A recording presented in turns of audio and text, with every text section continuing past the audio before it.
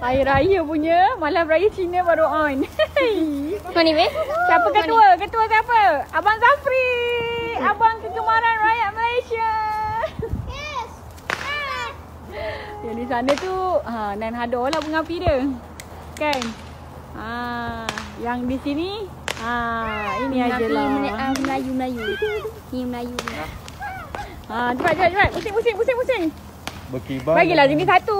Ada. Dia laju lah. Okey. Dia masih ke bawah. Oh, Belum okey dia Dia tak pernah main bunga api. tak pernah main bunga api, sekarang main bunga api. Ini siapa belanja? Siapa bagi tu? Aunty Ju. Nanti juga orang sebelah. Dah habis. Yeay, habis. Cocok lah tu yang tu. Mai sini cocok yang tu. Satu-satu. Ni letak mana ni, Mak? Letak tepi dia dulu. Habis. I'm scared. What? Ah, What? I'm scared. Ngada. Baju mana baru on, Meh? Macam tak ada meh. Baju baru merah. Baru on. Lah. Pegang je lah. Dari sana. Nak satu biji. Gitu je dah nak dekat. Dekat Madi ada dua lagi kan? Bagi dekat abang. Dia nak dekat. Aku penat juga aku menunggu dia nak habis ni. Dari tadi.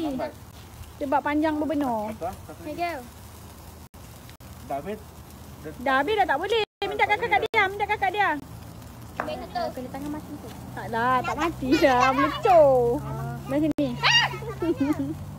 Mai sini. Tak nak. Nak letak kat mana? Yang tu buang kat tepi dulu. Jangan pegang tepi. Oh, mama dia kata mak dia suruh bagi tu Zafri. On. Oh ya, ambil kau.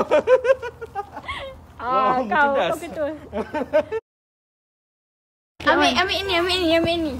Cepat habislah. Tepi. Semua ke tepi. Kau nak lagi?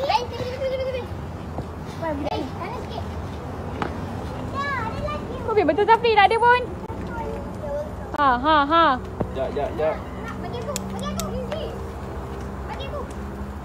Baju ke COVID eh? Tegak lah. Takut ke bawah. Oh. Abang Zafri ni apa? Buat mak kau. Alah, macam malu-malu. Biar tepi dia. Take no handcuff abang. Ini pelanginya. Ini jiran bagi ya. Kita main dia. Bukan kita beli tau.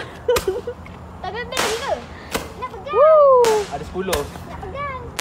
Tamu-tamu Zefa. Boleh ke? Pegang jauh sikit begini. Ya, begini. Dah habis dah. Habis dah. Ni apa?